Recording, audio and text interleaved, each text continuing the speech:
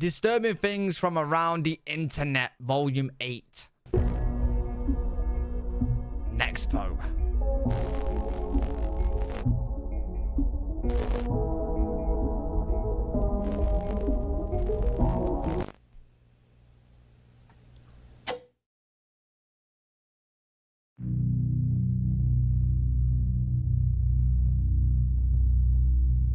What's going on? Since the dawn of the internet, data sharing across various mediums has been commonplace in many households around the world. Allowing everybody to become interconnected within a vast sea of endless information was absolutely inconceivable just a few short decades ago, definitely becoming something that we take for granted today, whether we realize it or not. Within this vast sea of surface-level internet content, an underbelly exists that harbors some of the darkest videos, images, posts, stories, and real-life situations that people have documented online. What is going on? These, for the most part, are largely hidden away from those that refrain from doing a little digging. But luckily for you, tonight, we're going to explore 5 of them that I've recently come across. Welcome back to Disturbing Things from Around the Internet. This is a showcase series of various disturbing finds that I've stumbled upon online in the last few months. If you're new, this is part 8, so if you haven't yet, definitely go check out volumes 1 through 7 after this video. Okay. With that out of the way, get comfortable because it's time, once again, to dive into 5 more hand-picked and disturbing things Sit back, from around the internet. relax, and get disturbed, chat. Thank you, Atlantis, buddy.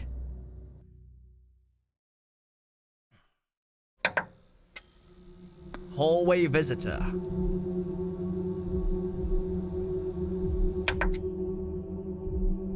Number 1 on our list involves an upload by a user named Avalesser60. In July of 2011, they would post a video titled Dog Sees Ghost. At just 4 minutes long, the upload involves a woman that went to the kitchen late at night to grab a snack. On the way back to her room, she noticed her dog standing at the end of the hallway, staring at something and absolutely refusing to come to her, no matter what. That's always At this point, creepy. she pulls her phone out to begin filming, realizing that something isn't right here.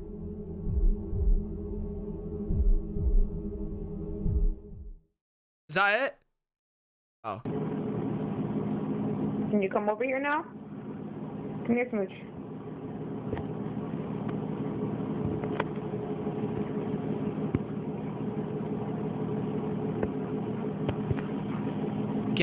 Get a treat in your hand and see if it'll move. Can you come here?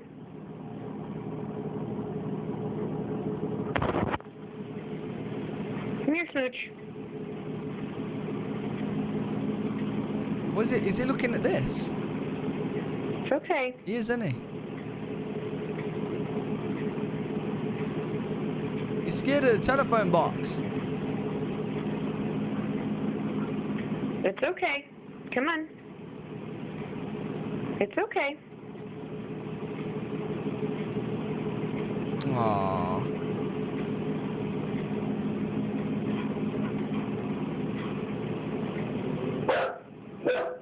What's in the telephone box, buddy? It's okay. Come on.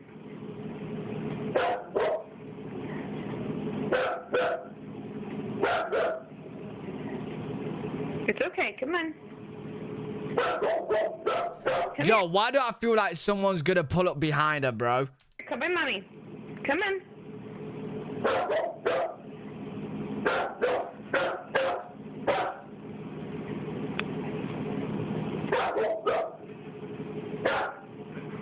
Smooch, come on. It's okay. Come on.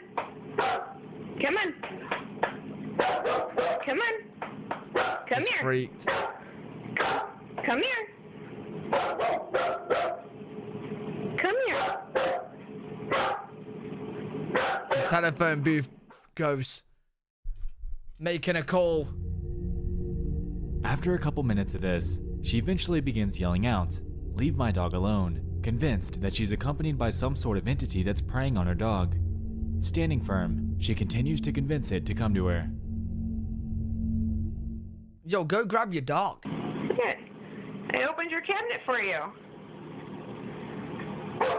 Yeah, he's not coming, mate. Come on.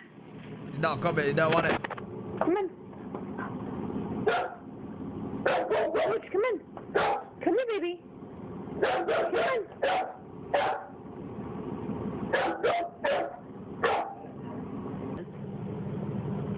Leave my dog alone. Does it work? Come on. It's okay. Come on. Come on, Smooch. Come. No, to be fair, if I'm in this situation, I'm picking up the dog. I'm grabbing the dog. Come. Yeah, dog don't want to pass.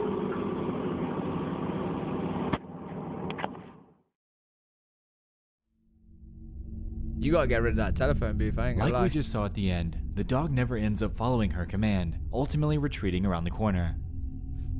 The comments on this video are surprisingly sparse. Some were drawing parallels to their strange experience with their pets, while others were attempting to rationalize the situation. One commenter claimed that this wasn't the work of any sort of ghost at all, but rather, the dog was scared of the black box at the edge of the frame, or what it presumed to be a shadow in the kitchen. Maybe. Now, in a way this makes sense, but they're hell-bent on staying on their side of the hallway at all costs. Dogs generally know their homes pretty well. What about this box or shadow would freak it out so much here? Also, we can notice that the dog stares up at the top right corner for most of the video, which makes it seem like whatever it's scared of isn't exactly on or near the floor. Nonetheless, True. the video is See, strange. I thought the dog was scared by this picture right here. The telephone box. And at just over 1.5 thousand views in nearly 8 years, it definitely deserves some more insight. This dog saw something. What that something is, exactly, is unclear, and it might sit that way for good. Poor dog. Come here, buddy. Woman in the tree. This second entry comes from a YouTube video that gained major traction a couple years ago. Over on the channel by the name of Jitu Kumar, a video was posted on October 1st of 2017, titled, Bital Woman Viral Video. This centers around a mysterious lady from the Bital village and carries with it an insane amount of questions. The video in question is 7 minutes long, and here we can see a shot of a woman in a white robe sitting in a tree. What are you Nothing doing really up all there, that out of the lady? ordinary. For the next couple minutes, we can see her making her way up to the top, still relatively normal. Perhaps she's doing some sort of show or just enjoys climbing trees. Really, to each their own. The video begins to get strange though when you begin to take a look around the cameraman. Many are filming, which begins to drive home the idea that something just isn't right here. Around the 4-minute mark, something incredibly bizarre happens. She finally makes her way to the top Okay. and just Oh my stands god. there, motionless. That's impressive. That is some really good climbing skills. What's blowing my mind about this entire thing, first and foremost, is how she's managing to keep her balance all the way at the top of this large tree. Yeah, on I such ain't a gonna lie. They look like some thin branches right at the top. Now, how they not snapping? small branch. It doesn't seem to bow, and it doesn't look like she has any support to keep her so still. Thank you, So Hydrea. what's going on? Incredibly curious about the context here, I dug through the comments, but this didn't lead very far. Some were simply writing this off as totally fake, while others, like myself, were trying to get some backstory. What I was able to find though, was a video by a channel called Viral V. They posted this footage as well, and made the claim that this woman was doing this because she was possessed by a spirit.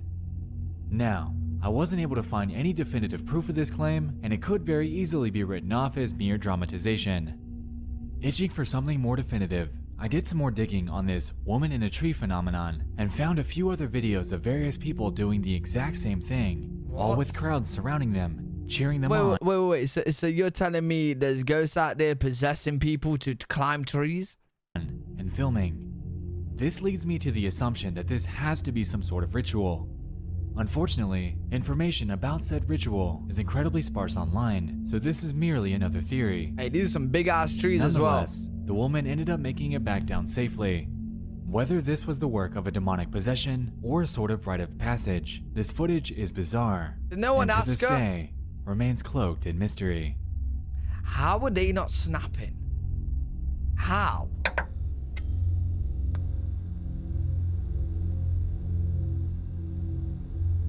Bro just seems hella thin.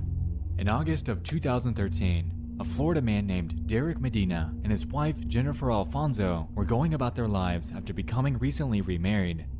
Unbeknownst to most that knew them though, their marriage would soon begin to take an extremely grim turn. On August 8th, Derek would post a sudden Facebook status. From his cell phone at about 8 p.m. that night, he would go forth to say this: "I'm going to prison or death sentence for killing my wife. Love you guys, miss you guys, take care Facebook, you'll see me in the news. My wife was punching me and I'm scared. I'm not going to stand anymore with the abuse, so I did what I did. I hope you understand me." Oh, wow. Fittingly, his Facebook friends were shocked. Was this some sort of joke? A hoax? Was he hacked? Not quite, as soon after this post went live, he'd contact his relatives, explain to them what happened, change clothes, and head over to the police station to turn himself in. Wow.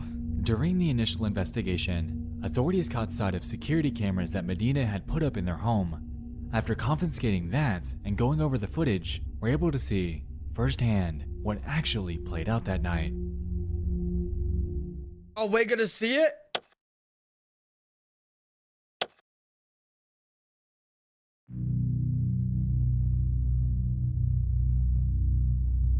Wait, how much are we gonna see?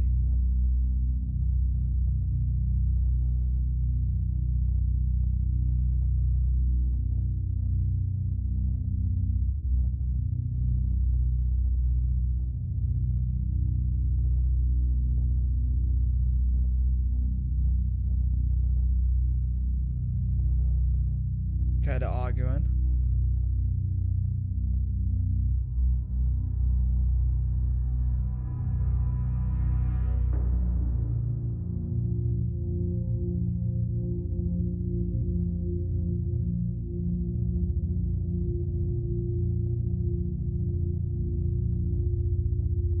What?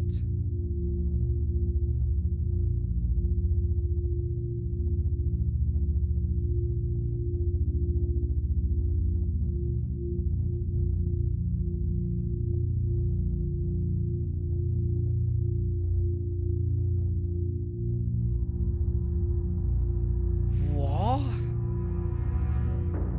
Photo?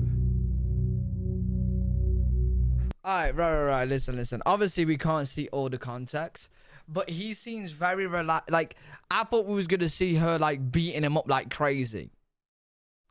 Like you said, she was abusing him. I'm not seeing many signs of, like, she's abusing him. Do you know what I mean? Especially in this clip. She was just washing up. He looks as calm as he went to go get the weapon as he did when he first walked in there. So is he lying? And who takes a picture, bro?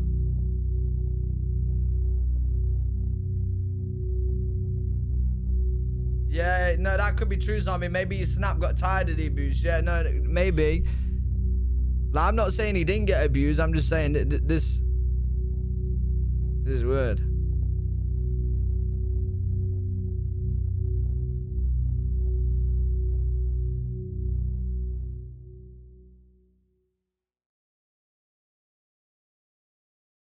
Weird. You might notice in that video that after the smoke flies up from the gunshots, he leaves the room before returning to take a second look at her. This wasn't just to take a second look. Remember that Facebook status that I mentioned prior from Derek? Yeah, bro, like, oh, yeah, I just, like, why not just leave, man? Why not just leave? She's alive and you're, like all good, you know what I mean? Like, just go. Go far. I know it's, like, if you are in an abusive relationship, I know it is harder than that, but... He posted another one as well at around the same time. In this other post by him, we're able to see his deceased wife slumped back. Why? The caption that he attached to this was a grim R.I.P. Jennifer Alfonso. Nah.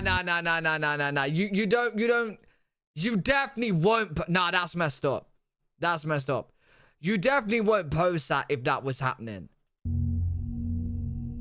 Since this happened, Derek Medina had, like we established, turned himself in. Interestingly though, he pled in self-defense, claiming that she charged at him with a knife. Because of this claim... Okay, yeah, so he's lying then. He's lying. He's a sick motherfucker. He's lying. He's lying. If you lie about one thing, you lie about the rest. Hey, you walked out calmly, got a gun, and then went back and shot. She didn't charge with no knife. And the results of the investigation, he was convicted of second-degree murder and ultimately was sentenced to life in prison. Across the internet, you're able to find more surveillance videos of what... Wait, chat, what's the difference between first and second? Isn't first premeditated? Isn't that not like first?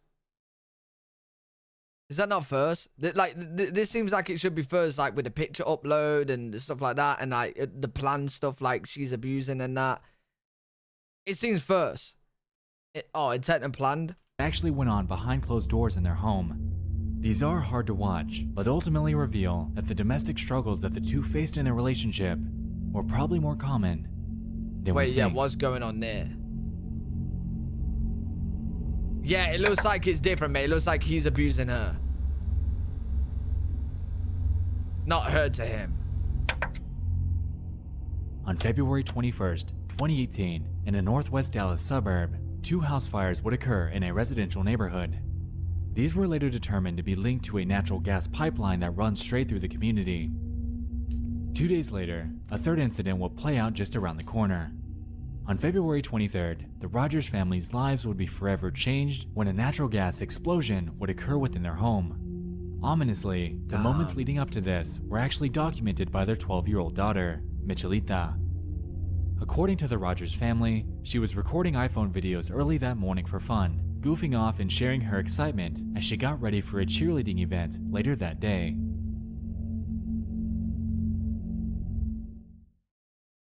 I'm gonna get ready for the NCA, National Cheerleaders Association, today. So I'm gonna start with here, turn on my lamp because I don't want to turn on all of the lights. So I went ahead and connected my straightener, and I still have to connect the curling iron. And I already got halfway started doing the braid. After this, she would proceed to make a time lapse of the next few minutes as she got ready. The first few seconds of this seemed pretty ordinary, and there was absolutely no implication that anything had gone awry. Until one frame, when the camera goes dark. What, and then that's the explosion? Oh my god. Wait, was that spark the explosion?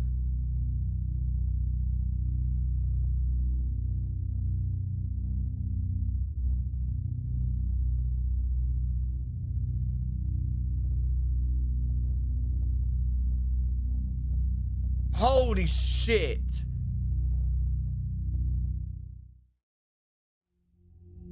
No, that is This gas explosion had led to the passing of Michelita and the injury of her parents and brother. According to her mother, who was out of the room, this happened out of nowhere while she was asleep. Wow. Once it happened and she came to, her and her husband rushed over to their daughter to find her stuck under dresser drawers. After getting her out, they rushed her outside to firefighters who laid her on the ground, as she, at the time, was still alive. What? In the moments during this, her mother would whisper to her in Spanish, "Fight like a warrior," confident that she got the message.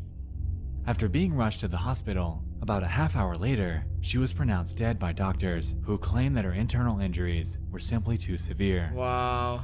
The explosion had decimated their house, causing the roof to cave in and for it to sit, to this day, in ruin. Since this haunting event, Michelita has become one of 9 people to have died by natural gas leaks in North Texas since 2006. Bro, that's horrible. Since this, her mother has spoken out, claiming that it hasn't gotten easier. "Some days, I don't feel the damage in my body. I feel the pain in my heart. A lawsuit was later filed against Atmos Energy, who were in the neighborhood replacing aging steel pipes during the days leading up to and on the date of her passing. Oh, really? Apparently, the neighborhood that they lived in was long neglected by the company, leading to the onslaught of gas-related incidents in the area. While the company and So what? It was wait, that happened because of just dodgy pipe work? Is that what it is? They had dodgy pipe work for their homes and gas was just leaking and then boom. Bro, that's bad. has denied the claims. The lawsuit is still pending. The passing of Michelita is undoubtedly something that no family should ever have to endure. She fought like a warrior, but seeing as she was at the very epicenter of this blast, not shielded by any walls or barriers, her life had come to an end in one of the most tragic ways imaginable. Damn, bro, that's horrible.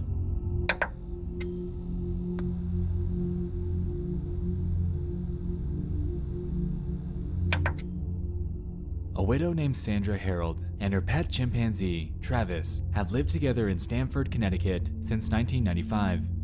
Having raised him with her late husband since he was just days old, Sandra often referred to Travis as more of a son than a pet.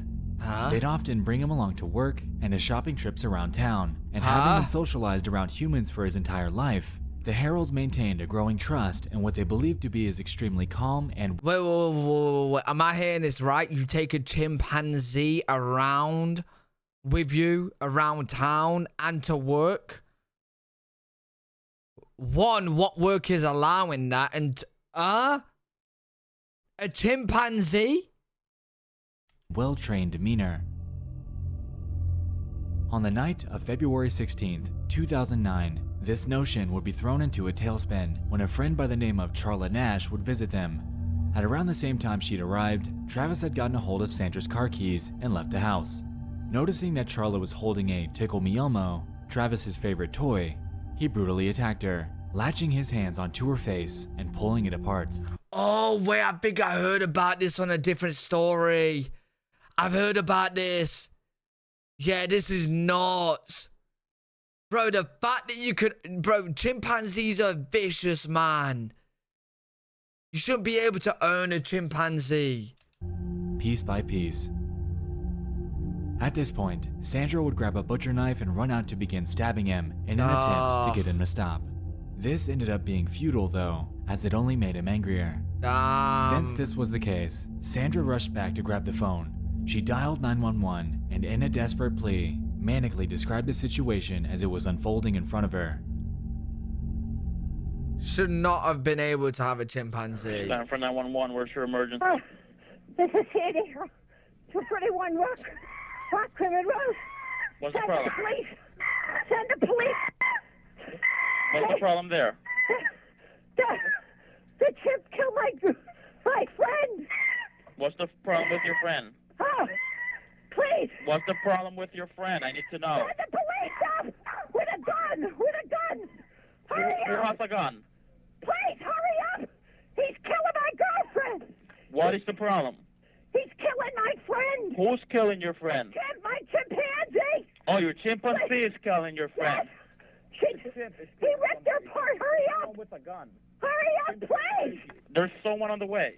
With guns, please. Shoot him. What is the monkey doing? Tell me what the monkey's... He ripped her face off. He ripped her face off? He's trying to attack me. Please, Okay, hurry. I need you to calm down a little bit. They're on the way. Can you put yourself away? I don't want the monkey attacking you. Please, hurry up. Listen to me. They're on the way, ma'am. Guns. They gotta shoot him, please. Please, hurry. Please tell him. Please tell him to kill him, please. They did. Yo. Does anyone else feel bad for the chimpanzee? Like, I know the chimpanzee is just ripped off someone's face. But does anyone else feel bad for the chimpanzee? Because I do. The chimpanzee shouldn't be... You don't? Bro, the chimpanzee shouldn't be a goddamn pet anyway.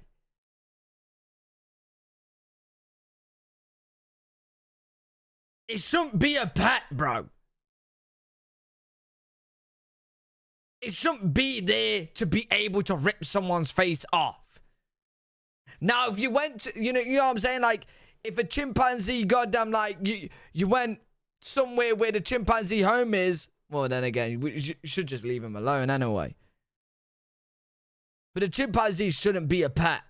Sandra, they're shooting at him already, okay? But he's not dead. I know they will continue until he's dead, okay? I just need you to stay on the phone with me and breathe. He's not dead. He's not dead. He's not dead. Oh, God.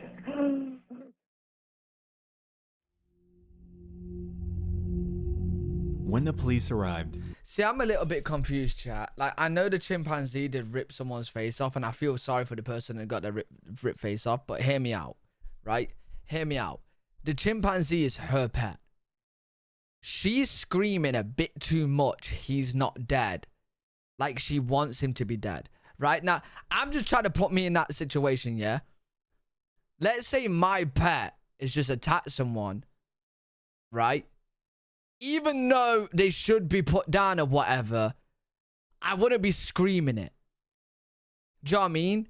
Like, my heart and my head is two different things in that situation. You know what I'm saying? Oh, yeah, chat. It's officially my birthday. 000. Thank you. Thank you, guys. Thank you, wench. Thank you, guys. 3 minutes left of the video. And then I'll take all the birthday wishes. Travis, after engaging with the officers, was shot numerous times, which resulted in his death. As for Carla, her face was completely ripped off, and she was immediately rushed to the hospital, where she underwent over 7 hours of surgery on her face and hands. According to medics, she lost her hands, nose, eyes, lips, mid-face bone structure, and maintained significant brain injuries. A few weeks later, it was announced that she'd be blind for life. Afterwards, she was offered the opportunity to undergo experimental transplant surgery due to the extreme nature of her injuries, and this seemed to be successful. Until later, when her body began to reject them, resulting in her undergoing even more corrective surgery. According to toxicology reports, shortly before this incident, Travis had been given a mixture of prescribed Xanax and tea in Sandra's attempt at treating his Lyme disease. This is widely believed to be the cause of his manic episode, as the drug causes paranoia and hallucinations in chimpanzees. In 2009, the Nash family would file a $50 million lawsuit against Sandra Harold. A year later, though, at age 72, Harold would pass away due to a ruptured aortic aneurysm. Because of this, the Nash family ended up reaching a settlement with Harold's estate, which was valued at about $4 million.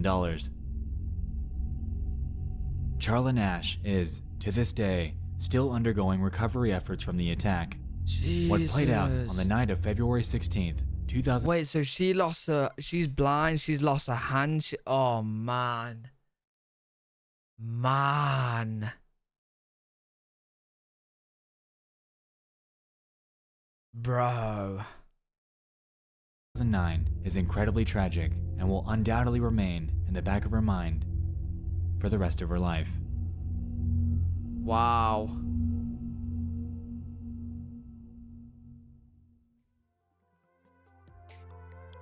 I'm sad for her. I'm sad kind of low-key for the chimpanzee. I'm just mad at the owner, the pet owner. I'm fully mad at the pet owner, bro. First of all, shouldn't have been able to have the chimpanzee as a pet. Secondly, giving the pet drugs. Like, what is going on?